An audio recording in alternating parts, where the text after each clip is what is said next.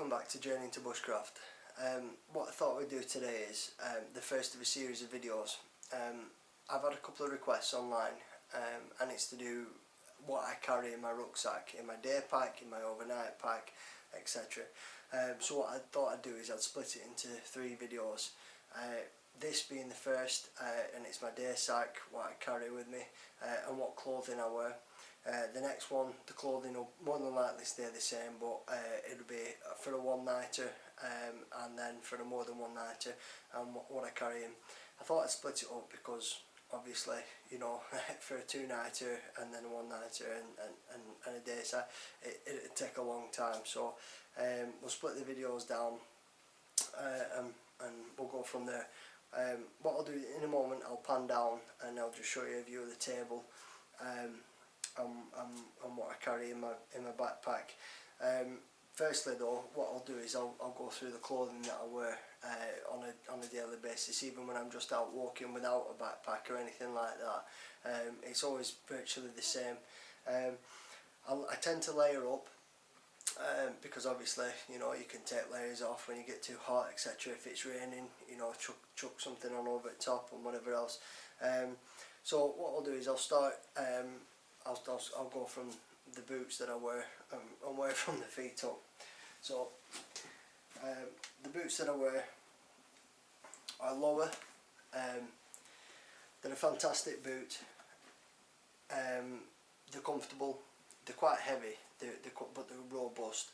I've had these for 2 years now, and I've hammered them.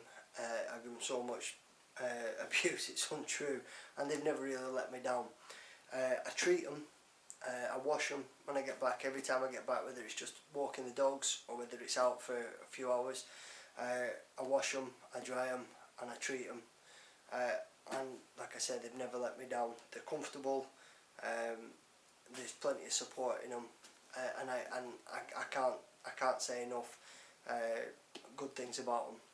They're not cheap, but a good friend of mine in the army said that, you know, your feet, you should never ever skimp and scrape on shoes that are on your feet, because you know, you need them to be dependable all the time, and he's true to his word.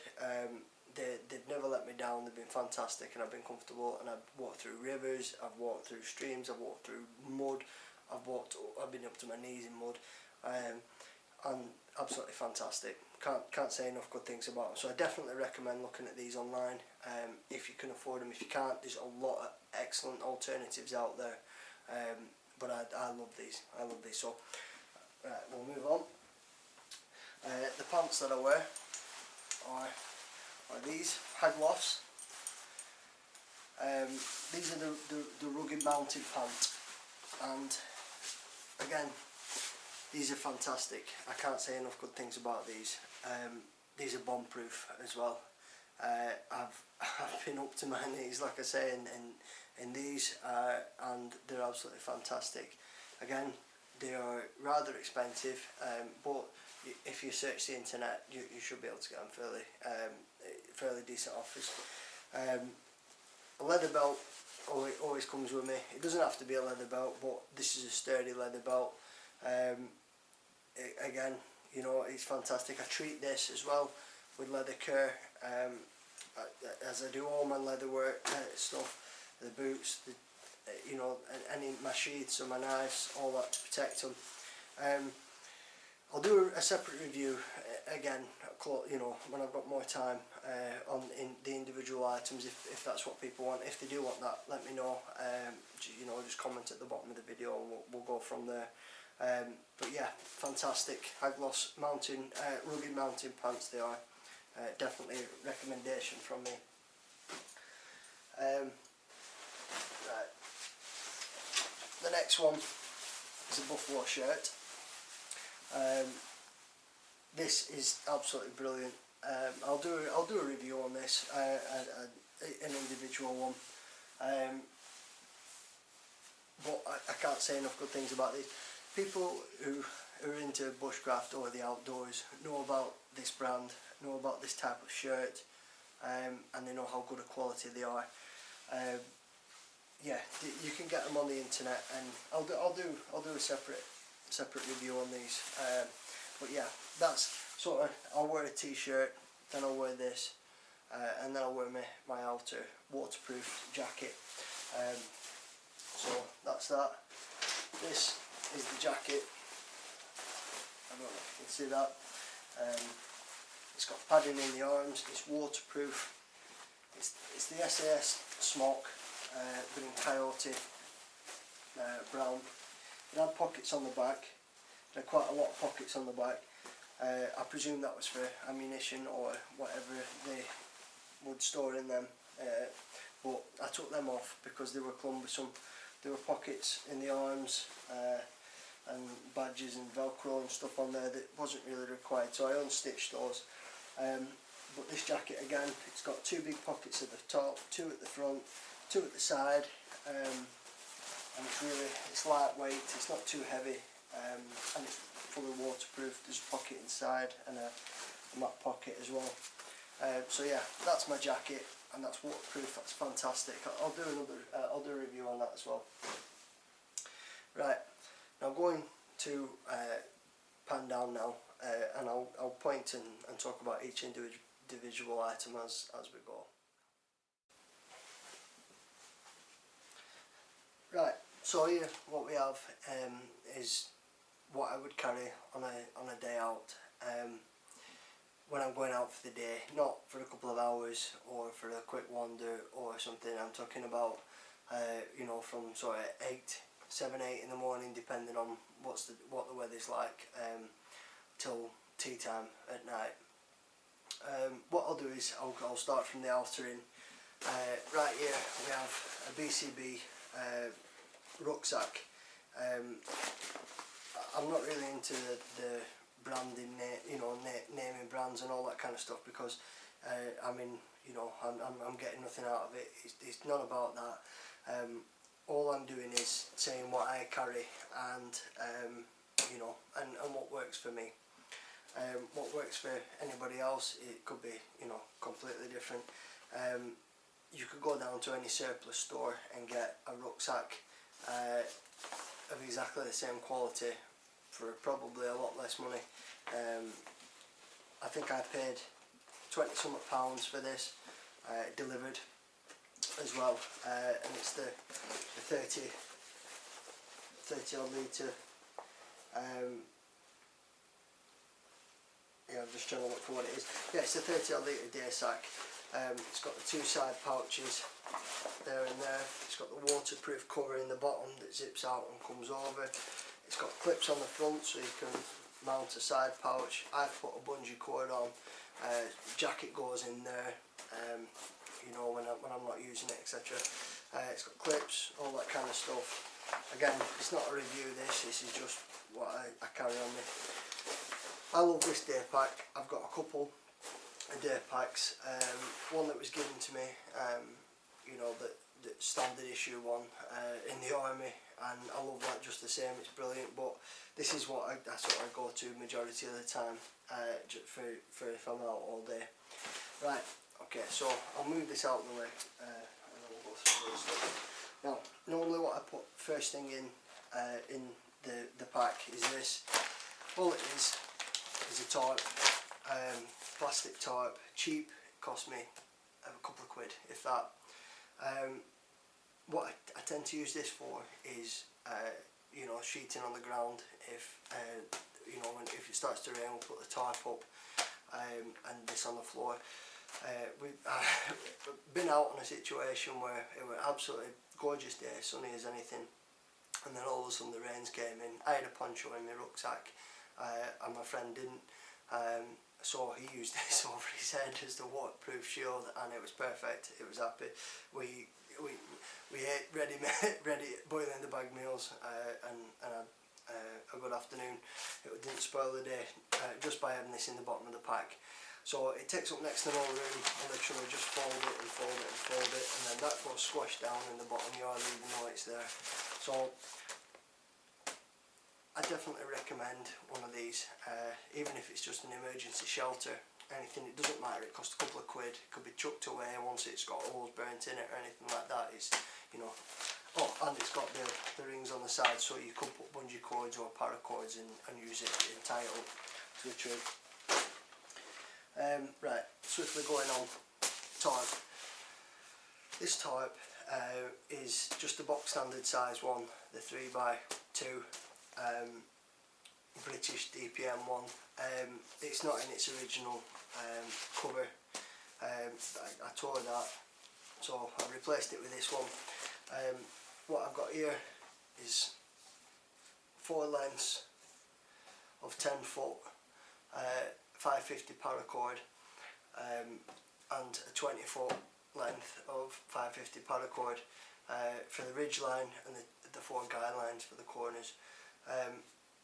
Like I say, I'm going out, and when I go out and it's fine enough weather, I'll be putting those on this once I'm out and stuff in the woods, and I'll do a video of that. I'm saving this for a video, so but that's always in my pack anyway. Normally it's a poncho or a tarp, but what I thought I'd do is I thought I'd change up the lines and stuff like that and do a video on it, so that's why it is as it is. Normally they'd be wrapped in and amongst that. So that's them. That's the shelter side of things. I always carry a tarp and paracord. Waterproof plants, packed down to next to nothing. Absolutely brilliant. The army use them, so they must be good. They're lightweight, roll over the top of my pants. You've seen those pants, they're fairly heavyweight. These, you know, they fit over and comfortable. I can still move quite easily. Yeah, so that's that out of the way. Right, food and water. If I'm going out for the day, normally it's either obviously by myself or with a friend. If I'm with a friend, there's normally 1 or 2 of us, possibly 3 of us go out. So what we normally do is share food and drinks and stuff like that. So what I've got here are a couple of ready-made meal and some rice. Now, again, it's not about the brand or anything like that. I've used the ration packs and they are absolutely fantastic that you get in the British 24-hour ration packs. They're great. This is just a boil in the bag meal, and this is just boil in the bag rice. It doesn't have to be this brand. It can be one in the supermarket's own brands on both of them.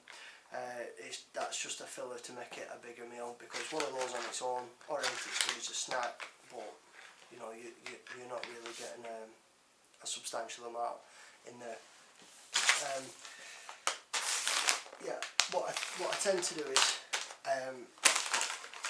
we'll take chorizo sausage or something like that.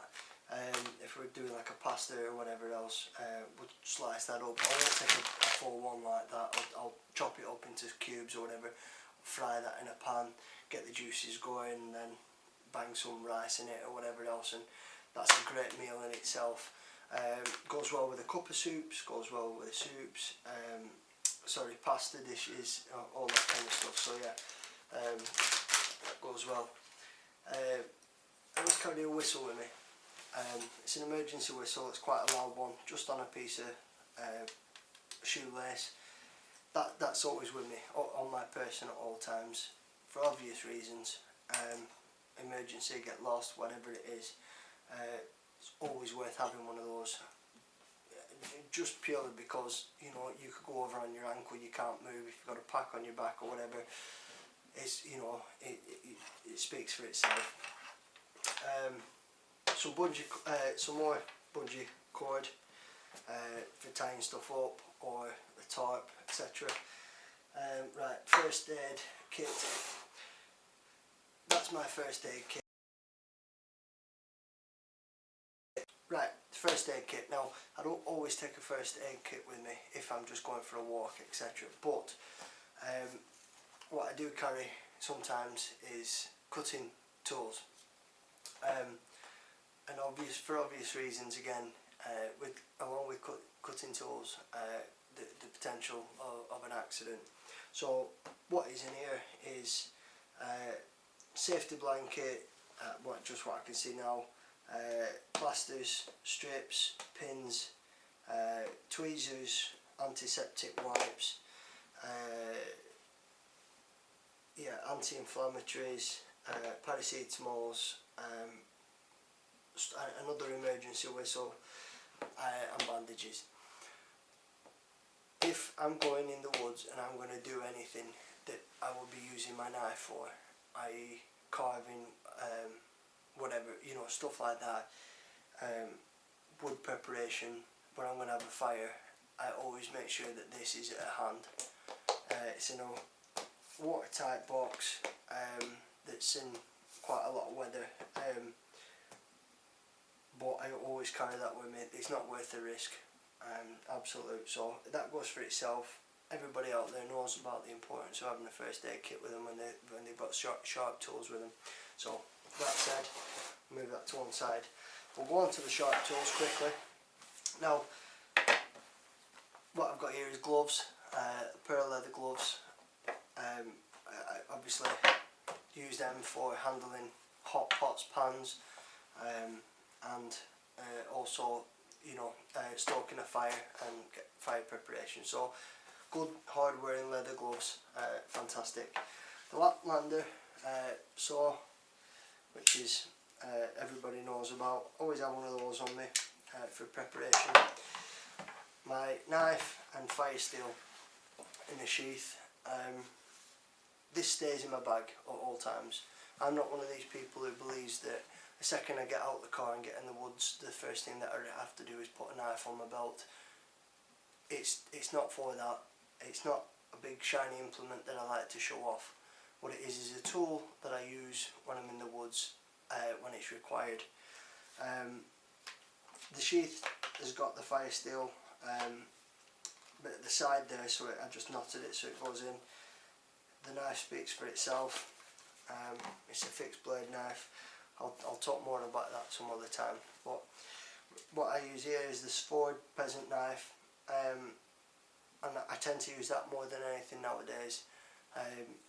And it's a brilliant knife. I had to re-sharpen it myself because the edge on it was absolutely ridiculous, straight from the manufacturer. But for the price, the blade, etc., you know, you can't go wrong with that. So that's the cutting tools and implements. Right, we'll go on to food and drink and cooking. That's my folding spoon, fork, eating utensil, all in one. Picked it up for £1, something like that, £1.50. Shipped from China, but it's stainless steel. It doesn't have to be titanium, and pay £10 for. It's stainless steel, cost me just over £2, and it's absolutely brilliant. Can't fault it at all. Toiletry kit, toilet roll, hand sanitizer in a Ziploc bag, so it's waterproof, and that always goes in the top of my bag, easy to reach. Right, cook kit. These are the fuel tablets. Keep them in the bag.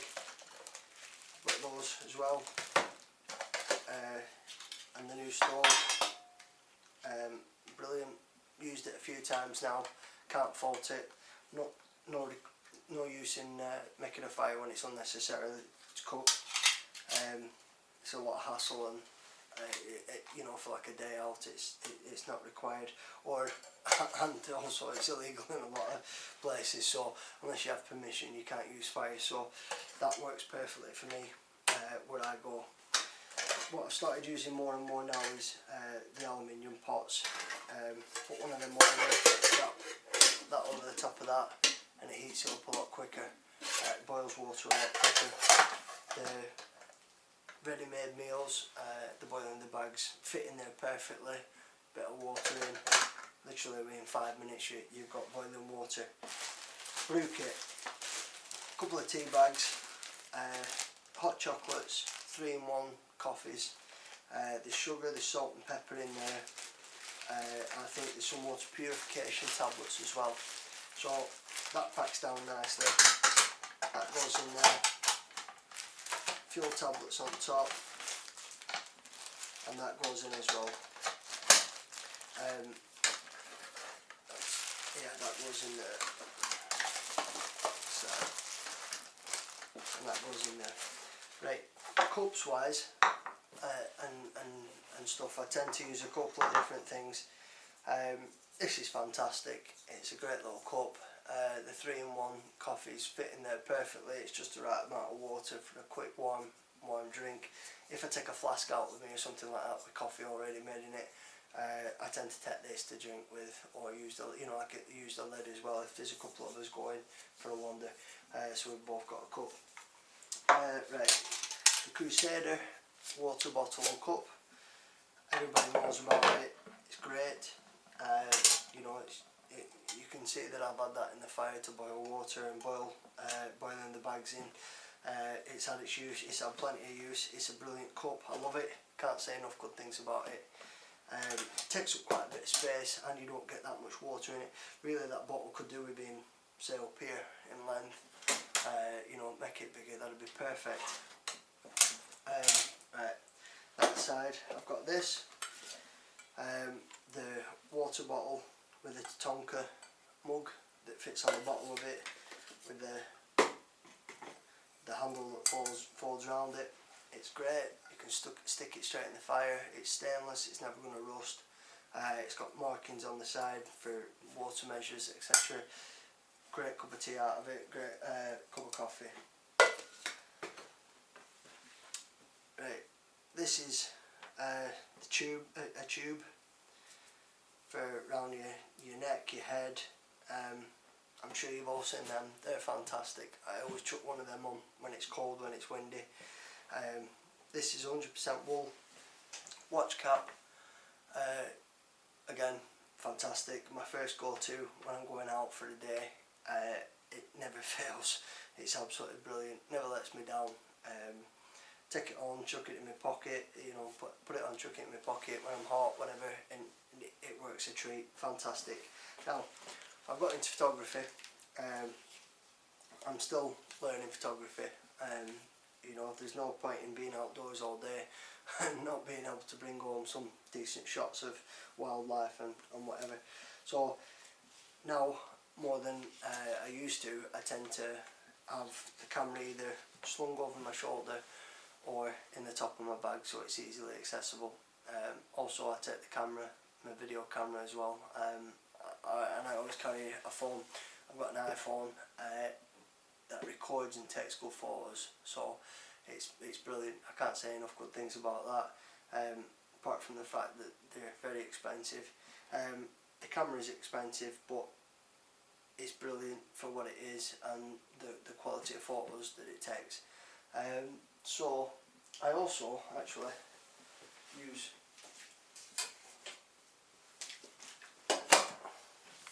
this to one side. Use this cook kit. It's got noodles in it. Mug shot. Take them with me, and the fuel burner. I'm sure you all know about them, so there's no point in talking about it, but depending on where we're going and how windy it is and stuff like that, weather conditions, I'll take that as well. That's a guarantee that I'll be able to cover it around and keep it burning. But as you can see, that it all takes up space, so they're the kind of things that I have to think about. So that kind of sums up what I'd take as a day kit. I wouldn't say it's heavy. It gets there, but if I'm out for the day, it's stuff that I require and stuff that I need. I always try to cover every avenue if there's going to be a problem, or the weather changes suddenly, I lose something, whatever. I've always got a backup plan or something else to so I won't be uncomfortable. So yeah, that's about it from the kit that I carry in my backpack. So yeah, hope you enjoy the video, and yeah, looking forward to the comments. If you like what you see, subscribe, and hope to see you again soon.